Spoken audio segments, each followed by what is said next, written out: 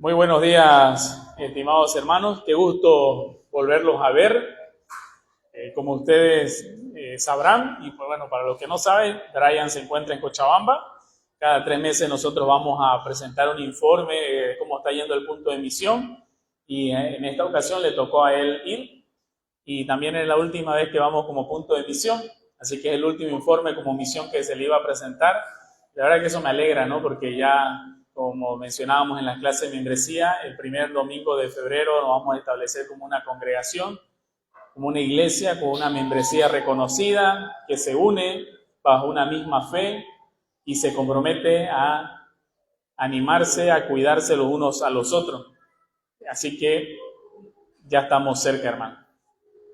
Vamos a leer nuevamente los primeros 8 versículos de Romanos capítulo 4, que es donde se va a centrar la predicación de esta mañana.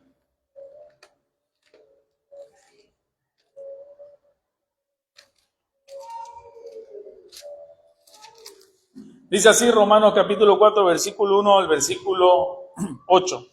¿Qué pues diremos que halló Abraham nuestro padre según la carne? Porque si Abraham fue justificado por las obras, tiene que gloriarse más, no para con Dios.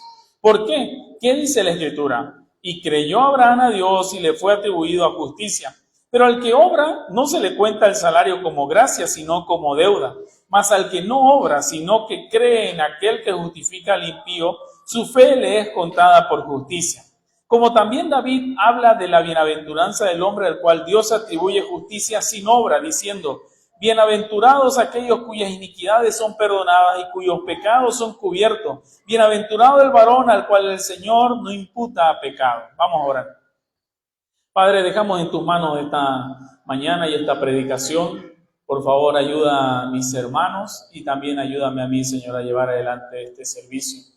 Ruego que podamos ser animados, exhortados, y si hay alguien que aún no ha confesado su pecado, no ha depositado ese regalo de la fe en Jesucristo, que podamos ver aquello, Señor, que pueda ser reconciliado contigo.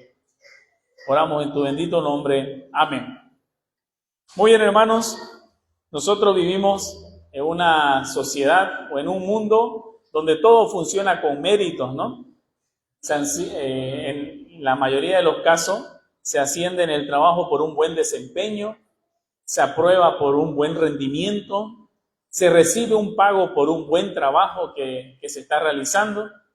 Y entonces desde pequeños nosotros aprendemos que el reconocimiento se gana, ¿no? Y dentro de la familia también tendemos a veces hasta premiar a nuestros hijos cuando son obedientes, ¿no? Y hacen cosas que le hemos pedido. Y vemos que la aprobación, buscamos la aprobación de las personas a través de nuestros actos, ¿no? Y sin darnos cuenta, esa misma lógica podemos trasladarla al ámbito de nuestra relación con el Señor. Muchos viven con esa idea, a veces nunca dicha, ¿no?, de manera verbal, pero que la tienen asumida, de que Dios lo va a aceptar o los acepta porque hacen lo suficiente, porque se esfuerzan más o porque no son tan malos como otros y se comparan. Cuando uno evangeliza o habla con algunas personas sobre los motivos por los cuales aquella persona va a estar en el cielo, siempre sale a relucir sus buenas obras que han hecho, ¿no? Recuerdo una vez que un señor me decía que una de las razones por la cual iba a entrar al cielo era porque era muy buen padre. Y todavía me dice: y ahorita está viniendo mi hija, espérela y usted le va a preguntar directamente a ella y va a ver que yo soy un buen padre, ¿no? Pero, sin embargo, nosotros no encontramos esa referencia en las Escrituras en el cual vayamos a ser aceptados por el Señor por nuestras obras. Y Pablo ya lo ha venido diciendo muchísimas veces en estos primeros 3 capítulos. Así que una de las preguntas que pueden surgir aquí o surgen de manera inevitable es: ¿cómo puede un pecador ser justo delante de un Dios santo? ¿Cómo un pecador puede ser justo delante de un Dios santo? Y nuevamente, no es por obras, no es por una conducta, no es por un esfuerzo religioso como los judíos creían porque descendían de Abraham. Y vamos a ver que Pablo cita a Abraham el día de hoy. El apóstol Pablo acaba de cerrar, ¿no?, toda una sección en el capítulo 3 devastadora para todos aquellos que se consideraban algo, ¿no? Porque él declaró que no hay ningún justo, no hay ni siquiera uno justo, que toda boca también va a ser cerrada o es cerrada por si se lo compara o se lo compara con la ley, porque nadie puede llegar a la estatura de lo que el Señor ha dicho, y así nadie puede ser justificado por las obras de la ley. Si alguien escuchara esto por primera vez, la objeción que podría surgir, ¿no?, de los judíos hacia Pablo sería: está bien, Pablo, yo no lo voy a hacer, pero ¿qué tal estos grandes hombres de la fe? ¿Qué tal Abraham, el padre de la fe? ¿Qué tal Abraham, el padre del pueblo del pacto? ¿O qué tal David, ¿no?, un hombre conforme al corazón de Dios? Y Pablo, lejos de esquivar esta pregunta, hace exactamente lo contrario, ¿no? Va de frente. Porque si el evangelio no puede sostenerse frente a los mejores ejemplos del Antiguo Testamento, entonces nadie puede sostenerse o pararse en pie por ninguna buena obra que haga, ¿no? Por eso Romanos 4 no es que está haciendo Pablo ahí un paréntesis, sino él está haciendo una confirmación poderosa, porque Pablo no introduce una nueva doctrina o enseñanza. Él demuestra que la justificación siempre ha sido por la fe, siempre ha sido el camino hacia Dios. Y para hacerlo, él va a llamar a dos testigos irrebatibles, ¿no? ¿Quién puede ser como Abraham? El padre del pueblo, David, el rey conforme al corazón de Dios. Los judíos decían: no, nosotros descendemos de Abraham, o sea, no somos esclavos, tenemos a Abraham como nuestro padre. Entonces a ese tipo de personas, imagínate decirle: no, ni Abraham se salva, digamos, ni Abraham es justificado por las obras. Y entonces, uno de estos que trae Pablo, como Abraham, representa la fe que recibe justicia. Y el otro que trae David representa el pecador que recibe ese perdón, ¿no? Y ambos coinciden en una sola verdad gloriosa, hermano. El hombre es bienaventurado no por lo que hace, sino por lo que Dios le concede por gracia. Y el título del sermón resume esta verdad con palabras que son tomadas del mismo texto, de los mismos versículos que vamos a exponer el día de hoy. Bienaventurado el hombre a quien Dios justifica. Bienaventurado el hombre a quien Dios justifica. Y no vamos a hablar de cómo mejorar nuestra justicia, sino de cómo recibir esa justicia que solamente Dios la da. No veremos cómo el hombre va a buscar o puede ascender hacia Dios, sino cómo ese Dios en su gracia desciende hacia el pecador. Él ha tenido que ser condescendiente, humillarse a sí mismo, tomar nuestra forma, volverse un siervo, porque si no, para nosotros haya sido imposible acercarnos a Dios. Y para entender esto correctamente, Pablo nos llevará en primer lugar nada menos a Abraham. Aquel, como yo le mencionaba hace un momento, los judíos tenían en muy alta estima, ¿no? Alguien que quizás podría representar para ellos que tiene méritos en los cuales podría él alegar algo contra el Señor. Pero Abraham no fue justificado por las obras. Y Pablo lo va a dejar claro eso. Y si Abraham no fue justificado por las obras, entonces también significa que nadie lo es. Y ahí comenzamos con el sermón. Bienaventurado el hombre a quien Dios justifica. Y el primer punto, hermano, que va a ser del versículo 1 al versículo 3, la justificación no se obtiene por obras, sino por la fe. La justificación no se obtiene por obras, sino por la fe. Gracias, hermano.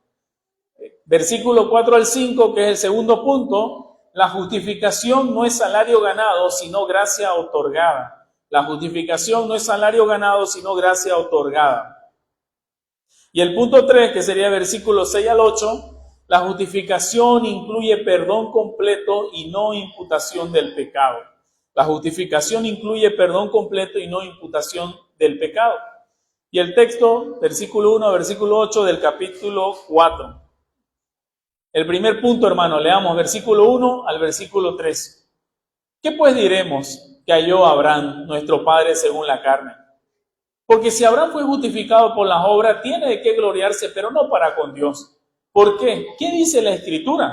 Creyó Abraham a Dios y le fue contado por justicia. Y Pablo está haciendo una pregunta retórica al inicio, pues no diremos que Abraham ¿Halló Abraham, nuestro padre, según la carne, que fue justificado? Obviamente que no. Él está conduciendo a su audiencia para que pueda reconocer que no. Inicia este capítulo, Pablo, con esa pregunta que no es casual, ¿no? Sino que es estratégica, porque después de afirmar en todos los primeros capítulos que hemos visto que nadie va a ser justificado por las obras de la ley, como dice el capítulo 3, versículo 20, el apóstol ahora sabe exactamente que su audiencia judía y también aquellos religiosos de todos los tiempos estará pensando, ¿y qué de Abraham? Ya está bien, nosotros no llegamos a esa estatura de lo que se requiere, pero ¿qué de nuestro padre Abraham? Y si alguien que parece ser la excepción podría ser Abraham, que es el patriarca, amigo de Dios, padre del pueblo del pacto, si la justificación pudiera lograrse por las obras que hizo Abraham, entonces Abraham sería esa persona perfecta que por lo que él hizo fue justificado. Pero Pablo lo llama en este primer versículo nuestro padre según la carne. Y él no está minimizando con esto a Abraham, ¿no? Él está reconociendo su lugar histórico de Abraham y espiritual.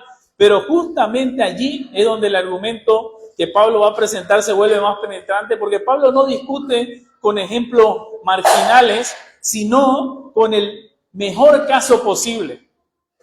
Que aquel hombre que estos judíos lo tenían en muy alta estima, y le dice, Abraham no fue justificado por sus obras. Y si Abraham cae, todos caen. ¿Quién puede mantenerse en pie si tienen a este hombre en tan alta estima que no puede ser justificado por sus obras, tampoco ustedes? Porque si Abraham fue justificado por las obras, dice el verso 2, tiene de qué gloriarse, pero no para con Dios. Y aquí Pablo concede algo solo para negarlo de inmediatamente, porque en teoría, si Abraham hubiera sido justificado por obras, él podría gloriarse.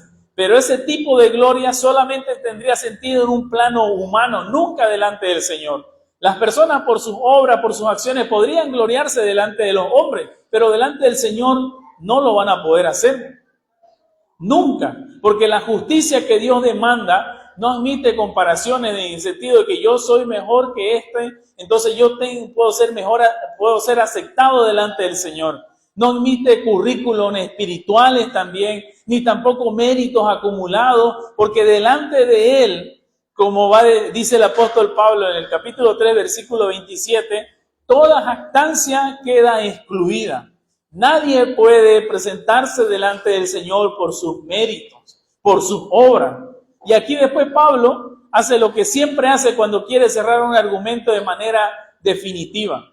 Él va a apelar para decir, ni Abraham se puede justificar por sus obras, y apela a la Escritura. No va a apelar a la experiencia, ni a la tradición rabínica, ni a la opinión de la mayoría, sino que él va a apelar a lo que dice la palabra escrita, como si él dijera, no importa lo que ustedes piensan de Abraham, lo que importa es lo que ya Dios dijo acerca de él. Y eso es lo que nosotros también tenemos que tener en mente, lo que el Señor ha dicho en su palabra. No importa tu opinión si no se acomoda o se apega a lo que dicen las Escrituras. Es lo que dice la palabra del Señor. Y si la palabra del Señor dice que eso es pecado aunque todo el mundo diga que no es pecado y promulgue leyes a favor de aquello. Y Pablo dice, ¿qué dice la Escritura?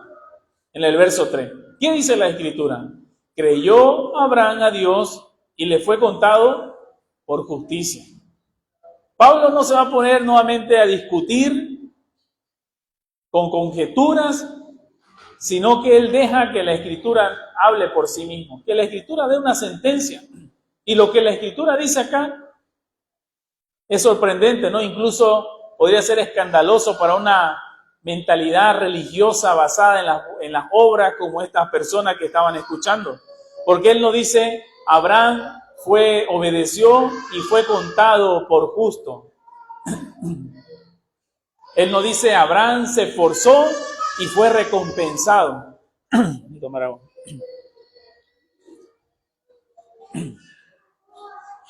Él no dice, Abraham acumuló mérito y alcanzó la justicia. Él dice sencillamente, Abraham creyó y le fue contado. Abraham creyó y le fue contado. Y es lo que vemos nosotros en las Escrituras, hermanos. Para que una persona pueda ser salva, creer en el Señor Jesucristo. Y esto se ve desde el Antiguo Testamento hasta el Nuevo Testamento, y han sido salvados todas las personas por fe, mediante la fe en Jesucristo, por gracia. Mirad a mí y sed salvos todos los términos de la tierra, dice Isaías 45:22. Mirad a mí, creer. Y ahí está el corazón del Evangelio, hermano. Dos verbos que se ven en este versículo lo resumen todo. Creyó y le fue contado. El primero describe la respuesta de Abraham y el segundo la acción soberana del Señor en esto. Y el peso no recae en lo que Abraham hizo, sino en lo que Dios hizo en realidad por él. Y el énfasis entonces no va a estar en el desempeño del hombre, sino en esa iniciativa divina. La justicia entonces de Abraham no fue la que ascendió al cielo, sino que Dios descendió. Dios descendió del cielo hacia Abraham.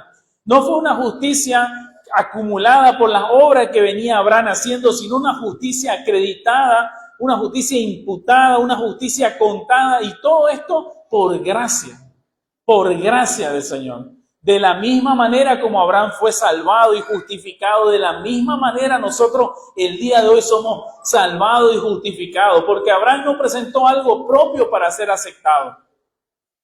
Recibió algo que no tenía. Abraham, cuando fue llamado, estaba en Ur, la tierra de los caldeos, adorando dioses extraños sin importarle el Dios verdadero. Y de ahí él fue llamado y sacado. No había hecho nada aún, ni siquiera había intentado sacrificar a su hijo Isaac. No había hecho ninguna obra valedera, porque nunca la salvación iba a llegar por las obras. Y esto encaja, hermano, en el relato original que vemos en Génesis 15:6. En ese momento Abraham, como decía, no había hecho nada aún, no había sido circuncidado, y va en contra de estos hombres que decían que tenían la circuncisión. Eran hijos de Abraham, y Abraham, cuando creyó y fue salvado y justificado, aún no había sido circuncidado, no había ofrecido Isaac, no había realizado ninguna de las obras para las cuales suele ser admirado. Humanamente hablando, no tenía nada que mostrar, solo tenía una promesa, y él confió en el Dios que le dio esa promesa. Por eso estos hombres, hermanos, eran salvados y justificados mediante la fe puesta en lo que el Señor iba a hacer, en lo que el Señor había prometido que se iba a cumplir. Y nosotros ahora en la misma fe, mediante esta fe puesta en aquel que vino y cumplió todo lo que el Señor había prometido en la cruz del Calvario. Y eso fue suficiente. Y no porque la fe en sí tenga algún poder, sino porque el objeto de esta fe, que es el Señor Jesucristo, es fiel. Y la fe no descansa en su intensidad que usted tenga. Vaya que este hombre tiene una fe, sino en aquel en quien usted confía, en quien está puesta su fe. Como dirá más adelante el autor de Hebreos en el capítulo 11, por la fe Abraham creyó que el que había prometido era poderoso para cumplir. Por la fe nosotros creemos que aquel que nos ha prometido salvarnos de nuestros pecados a través del Señor Jesucristo, confiamos en Él. Esto mismo enseñará Jesús, hermano, cuando dice que la fe, aún del tamaño de un grano de mostaza, es suficiente, no por su tamaño, sino por el poder de Dios que responde a ella. Y la fe entonces, hermano, no es una obra refinada ni un mérito espiritual encubierto, sino que es el abandono total, hermano, de toda pretensión de mérito.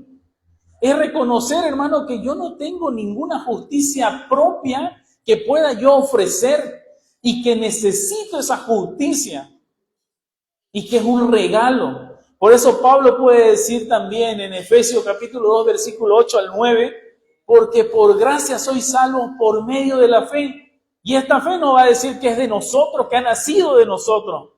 Como a veces se dice, no, tú pon la fe y Dios pone el milagro. No, sino que él dice, esto no es de ustedes.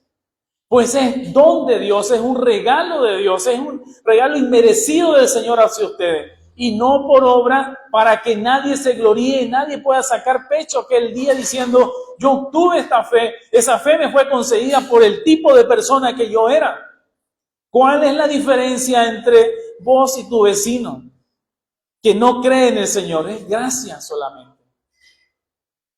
Y porque no hay diferencia en ese sentido, Pablo después dice, ¿qué te tienes que gloriar? ¿No? En el capítulo 3 que estábamos viendo en el sermón pasado. ¿En qué te puedes gloriar? Si es algo que has recibido, que no ha nacido de vos, que no fue que por tus méritos que se te ha sido entregado. Abraham creyó y Dios contó, el pecador confía y Dios justifica, el hombre recibe y Dios es glorificado. Y esto destruye, hermano, cualquier forma de orgullo espiritual. Y podríamos decir, no, pero yo no soy como esos fariseos de aquella época que confiaban en las cosas que hacían.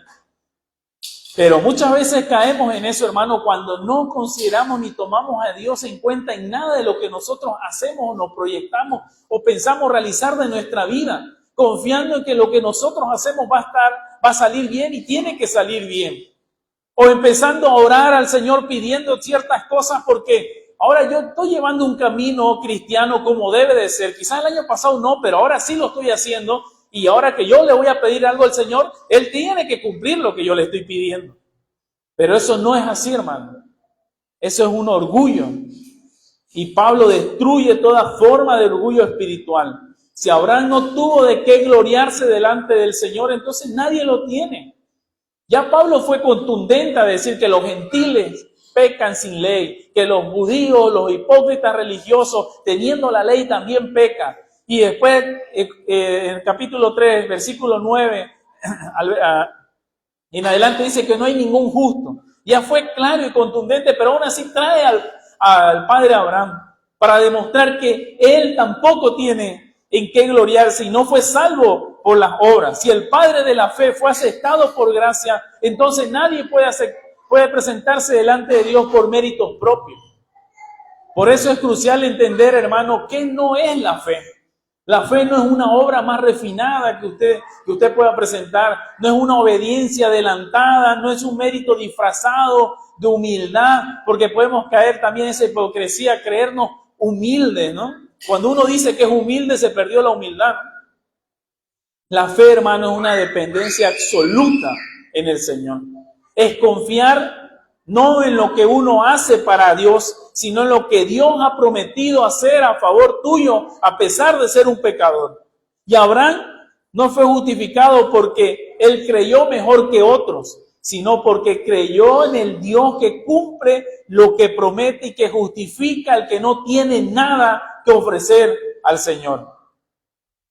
Y eso concuerda con lo que Pablo va a decir también en Gálatas capítulo 2, versículo 16, sabiendo que el hombre no es justificado por las obras de la ley, sino por la fe de Jesucristo. Hermano, ¿cuántas veces Pablo repite todas estas cosas, no? No somos justificados por nuestras obras, no es por tus méritos, no es por lo que vos hagas que vas a ser aceptado delante del Señor, es por fe mediante puesta en Jesucristo como tu Salvador, el que te justifica, el que te limpia de todo pecado, el que te puede presentar santo delante del Señor, aquel que murió por su iglesia y la prepara para presentarla sin mancha, sin arruga delante del Señor. Pero muchas veces tendemos y nuestro corazón tiende, hermano, a querer justificarnos delante del Señor por lo que nosotros hacemos o somos.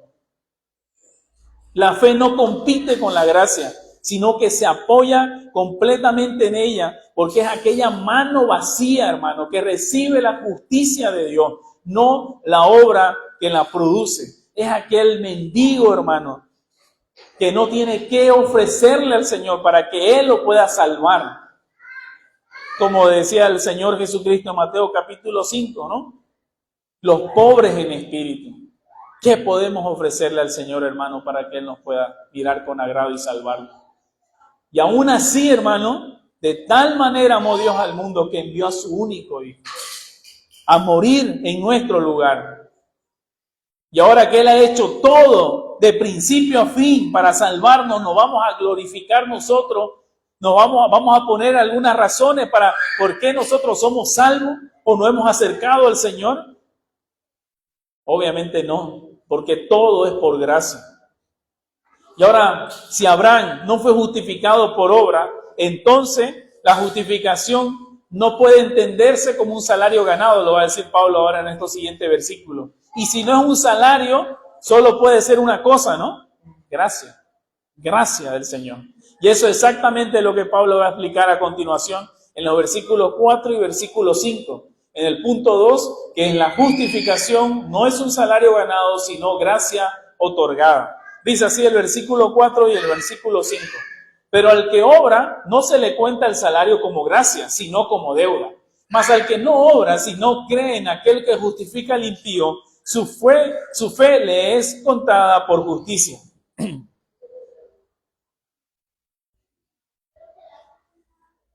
Después que Pablo establece que Abraham fue justificado por la fe y no por las obras, ahora Pablo va a afinar su argumento, ¿no? Llevando al oyente a un terreno que todos los que estamos acá entendemos, ¿no? A excepción quizás de los niños.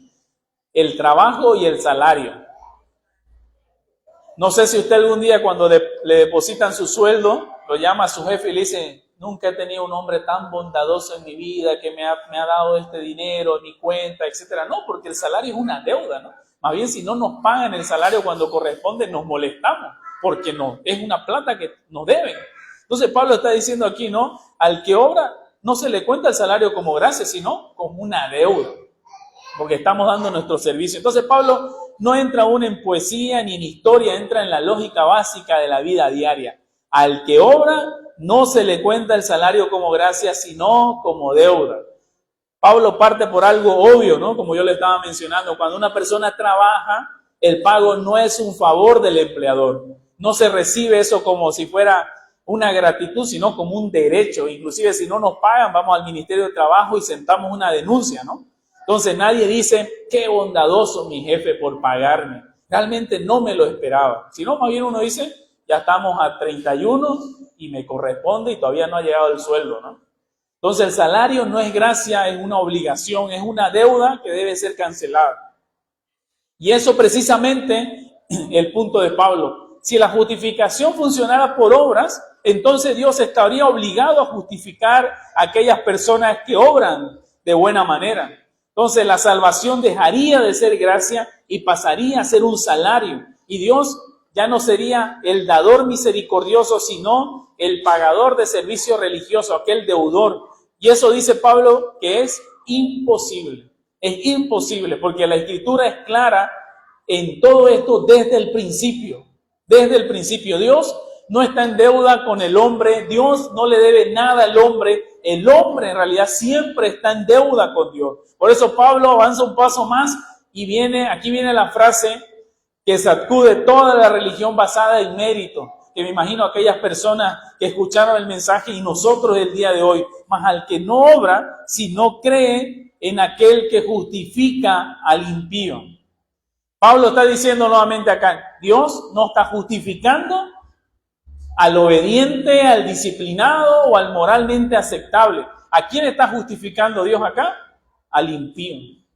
Es decir, a aquel culpable, al que no tiene defensa, al que no puede presentar obras como respaldo, aquel que dice: Señor, cuando venga en tu reino, si así lo quieres, acuérdate de mí. Aquel que estaba crucificado al lado del Señor, que no había hecho ninguna obra, ni siquiera había sido bautizado, pero él apela a la misericordia, a la gracia del Señor y le dice: si quieres, te acuerdas de mí, cuando vengas en tu reino. Y esto obviamente es escandaloso, hermano, ¿no? Pero lejos de todo esto, de que Pablo esté promoviendo quizás una pasividad moral, Pablo en realidad está derribando la lógica del mérito. Porque el pecador no es justificado porque dejó de ser impío antes de venir a Dios, sino porque vino a Dios, obviamente traído por el Señor, siendo impío, creyó, y eso mismo afirma Pablo más adelante al decir que Cristo murió por los impíos. Y diciendo más adelante también en el capítulo 5, siendo aún pecadores, Cristo murió por nosotros. Pablo derriba la lógica del mérito, hermano, pero obviamente él no está promoviendo la pasividad moral. No está promoviendo en el sentido de que porque no vamos a ser justificados por las obras, nosotros vamos a permanecer pasivos y no vamos a hacer nada, no vamos a buscar hacer absolutamente nada para el Señor, para la expansión de su reino. Inclusive aquel que comenzó la buena obra la va a ir perfeccionando en su vida. Tiene que haber fruto de arrepentimiento. Tiene que haber muestra a qué Dios sirven, a qué Dios pertenece. Porque Él pone el querer como el hacer por su buena voluntad. Y Pablo y Santiago, va a hablar también de que nuestra fe se muestra a través de nuestras obras, no para ganar nada. Pero si Él nos ha salvado, Él nos ha rescatado, Él nos ha justificado, no vamos a permanecer igual. Pero no va a ser nuestra base para buscar la salvación o ser justificado delante del Señor. Entonces, hermanos, no somos justificados porque cambiamos, sino que recibimos un nuevo corazón cuando fuimos justificados. Cuando Pablo dice al que no obra, nuevamente no está exaltando la pereza espiritual, sino que está describiendo la actitud correcta delante del Señor. Dejar de confiar en tus obras, dejar de confiar en tus méritos como la base de aceptación delante del Señor. Nuevamente es el abandono total, hermano, de toda pretensión de justicia propia. Y el pecador deja de presentarse como aquel empleado que exige un salario y se presenta como aquel deudor que clama misericordia al Señor, que reconoce que no puede pagar aquella deuda que tiene para con Dios, porque no llega a la estatura ni a lo que el Señor exige en su santa ley, y se presenta como ese deudor que clama misericordia para ser salvado y rescatado. Eso es la fe, hermano. No una obra alternativa, no un mérito más refinado, sino una confesión silenciosa del corazón que dice: no tengo nada que ofrecerte, Señor, solo puedo confiar en ti. Y Jesús enseñó exactamente lo mismo, hermano, en la parábola del fariseo y del publicano. ¿Y cuál eres tú? ¿Cuál sos vos? ¿El fariseo que obraba, que presentaba su currículum religioso? ¿O el publicano que no tenía nada que mostrar, que no podía ni siquiera levantar la vista al cielo y que golpeaba su pecho y decía: Señor, sé propicio a mí, pecador. Sé propicio a mí, que soy pecador. Y Jesús concluye diciendo: este último descendió a su casa justificado. Eso, hermanos, es Romanos 4 en forma de parábola. Por eso Pablo puede afirmar sin contradicciones que su fe le es contada por justicia. No porque la fe sea valiosa en sí mismo, sino porque se aferra al Dios que justifica.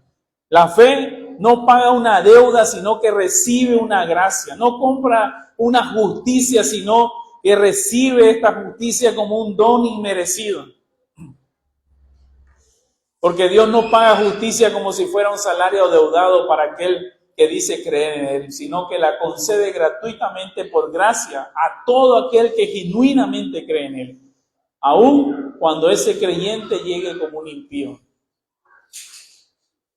Pero la justificación no solamente consiste en recibir justicia como un regalo positivo, ¿no? Incluye algo igualmente glorioso, hermano, y profundamente liberador: la eliminación de la culpa del pecado. Y para mostrarlo, Pablo ahora ya no va a llamar a Abraham, sino a otro testigo, que es David, un hombre que conoció tanto el pecado, hermano, profundamente, como también conoció el perdón del Señor. Versículo 6 al versículo 8 del punto 3, que es: la justificación incluye perdón completo y no imputación del pecado. La justificación incluye perdón completo y no imputación del pecado. Romanos 4, versículos 6 al 8, leamos. Como también David habla de la bienaventuranza del hombre a quien Dios atribuye justicia sin obras, diciendo, y él cita, ¿no?, el Salmo 32, bienaventurados aquellos cuyas iniquidades son perdonadas y cuyos pecados son cubiertos. Bienaventurado el varón a quien el Señor no inculpa de pecado. Después de presentar Pablo a Abraham como testigo de que la justicia se recibe por la fe, ahora Pablo introduce a este segundo testigo, muy distinto pero igual de contundente: David, y no el David del trono, ni el David vencedor de Goliat, sino aquel David quebrantado por el pecado y restaurado por la gracia. El versículo 6 dice, como también David habla de la bienaventuranza del hombre a quien Dios atribuye justicia sin obra. Entonces, nuevamente Pablo, hermano, quiere que podamos entender algo crucial en todo esto. La justificación no es solamente una declaración legal y fría de un juez frío ahí, sino que también es una bienaventuranza. Es una dicha, una condición de profunda felicidad delante del Señor. Qué gozoso y qué dichoso el hombre a quien Dios justifica. Y David sabe exactamente de lo que él está hablando, porque él no escribe como alguien que nunca cayó en un pecado, sino como alguien que cayó profundamente y fue levantado misericordiosamente. Y él por eso puede decir, bienaventurado, qué gozoso, qué feliz, qué dichoso esos hombres que el Señor no inculpa de pecado, que el Señor le atribuye esa justicia sin ninguna obra, porque ve su condición, ve lo que ha cometido y aún así al Señor le ha placido salvarlo. Y las palabras que Pablo cita, como le mencionaba, vienen del Salmo 32, un salmo de confesión, de restauración y de alivio espiritual. Y allí David no está celebrando su conducta, sino la gracia que lo alcanzó cuando él ya no tenía ninguna excusa para poder dar. Bienaventurado, dice el verso 7, aquellos cuyas iniquidades son perdonadas y cuyos pecados son cubiertos. David usa un lenguaje acumulativo, ¿no? Casi insistente, porque repite lo mismo, ¿no? Aquellos cuyas iniquidades son perdonadas, cuyos pecados son cubiertos. No se conforma con una sola expresión, sino que las multiplica, porque, hermano, el alivio del perdón, cuando realmente hemos sido perdonados, es demasiado grande para decirse en una sola frase, una expresión, y muchos exponemos de manera sentimental cuando hemos sido perdonados por el Señor, ¿no? David va a decir, sus iniquidades son perdonadas. Y esa palabra apunta a una carga que ha sido levantada, que ha sido quitada, porque aquel que sus iniquidades han sido perdonadas, el pecado ya no lo oprime, hermano. El pecado ya no le pesa, el pecado ya no lo condena. Aquello que antes lo aplastaba, que aplastaba su conciencia, ha sido quitada. Porque es cierto, hemos pecado contra el Señor, pero he sido perdonado por el Señor. Aquel contra el cual yo pequé ha decidido perdonarme y ha decidido quitar esa culpa de mi vida. Y luego él añade diciendo, los pecados son cubiertos. Y no en el sentido que son ocultados superficialmente, sino que son tratados completamente. Porque ¿cómo se cubría un pecado en el Antiguo Testamento?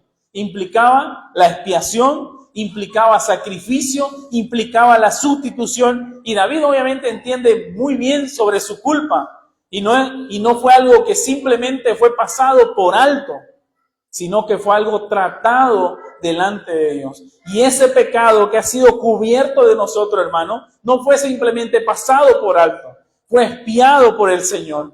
Se derramó sangre para limpiarnos de ese pecado. Hubo un sacrificio, el Cordero de Dios sin mancha, que tomó nuestro lugar. Por eso, después de entender esto, hermano, de ver lo que el Señor ha hecho a favor de nosotros, a pesar de haber pecado contra Él, va a decir Pablo, bienaventurado el varón. Bienaventurado el varón a quien el Señor no inculpa de pecado. En otras versiones dice, dichoso aquel cuyo pecado el Señor no tomará en cuenta. Dichoso aquel que el pecado de aquella persona el Señor no tomará en cuenta. Cuánta alegría y gozo puede haber, hermanos, en este versículo al leerlo y comprenderlo, de reconocer y saber que hemos pecado contra el Señor. Hemos ofendido y hemos transgredido su santa ley, pero en Cristo el Señor no va a tomar en cuenta nuestro pecado. Y cuando estemos delante del gran trono blanco, como dice Romanos en este mismo libro, capítulo 8, ¿quién nos podrá acusar delante del Señor? ¿Quién podrá levantar su dedo acusador y apuntarnos si ya otro tomó nuestro lugar y pagó la culpa del pecado que merece, que es la muerte? Justificar, hermano, Nuevamente, no es solamente imputar justicia, sino también no imputar el pecado, no cargar el pecado en aquella persona. El creyente entonces no es alguien que está sin pecado, sino alguien cuyo pecado ya no está en su cuenta delante del Señor. No es alguien que ahora se volvió perfecto, santo, sin mancha, pero es alguien que ya su pecado no es tomado en cuenta porque ha sido clavada en la cruz del Calvario. Y esto no significa, hermano, nuevamente que Dios ignore el pecado y ahora vivamos nosotros como mejor nos parezca porque Dios ya juzgó el pecado, ya pagó la culpa del pecado, sino que debemos nosotros de vivir de una manera diferente si genuinamente hemos sido perdonados. Si genuinamente nuestro pecado ya no es puesto en nuestras espaldas. Si genuinamente está lo que dice Isaías 53:6, que Jehová cargó en él, en Cristo, el pecado de todos nosotros.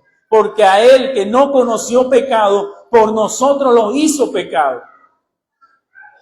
El justo muere por los injustos.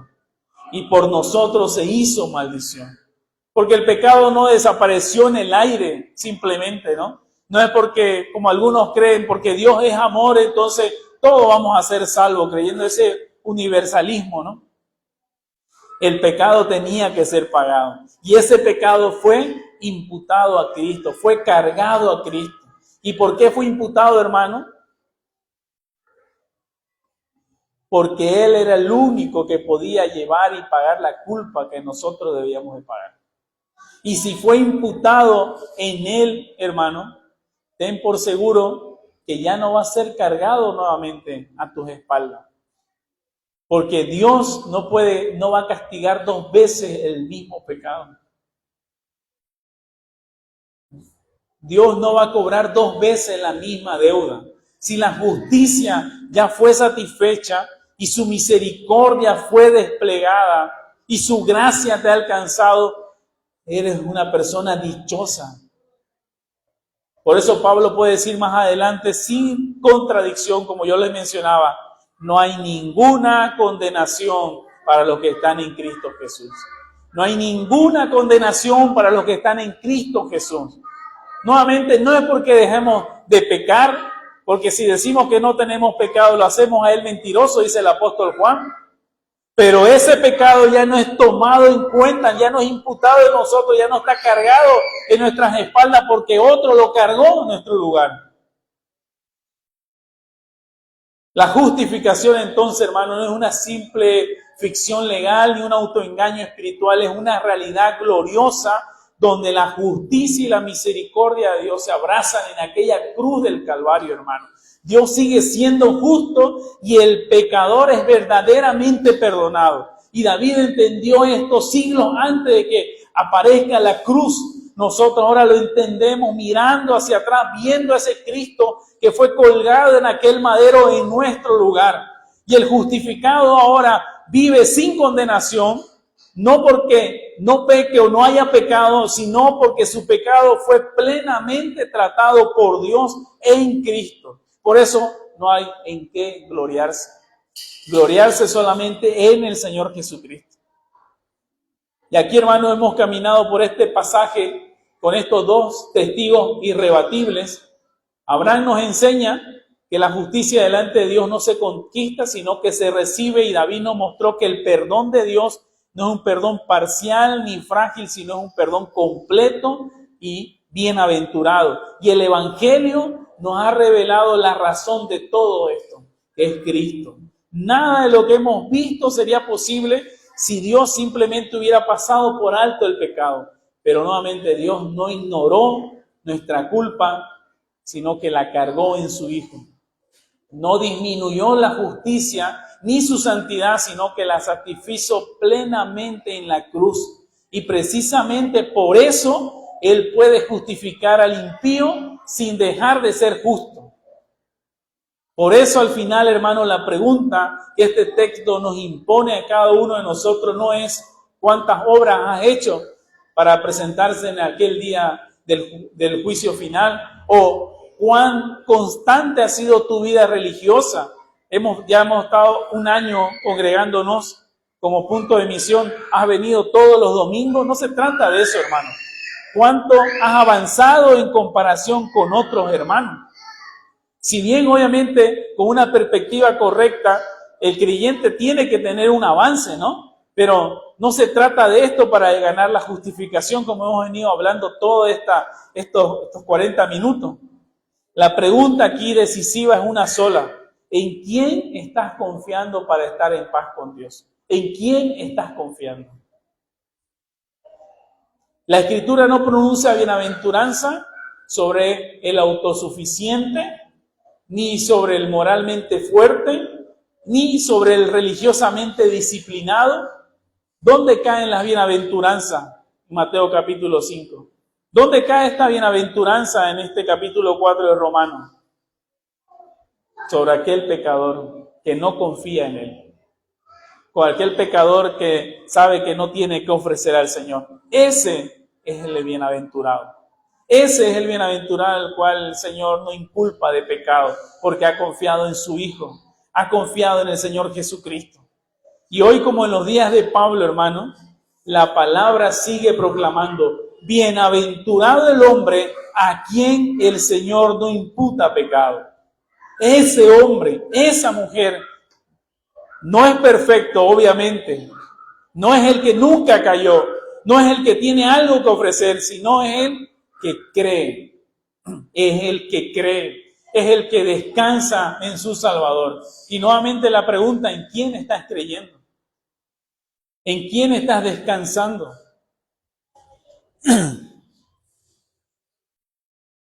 Es aquel que ha puesto toda su esperanza en el Señor Jesucristo y en nadie más. Y que Dios nos conceda, hermanos, no solamente entender su justicia y lo que Él hizo para salvar al mundo pecador o a las personas pecadoras, ¿no?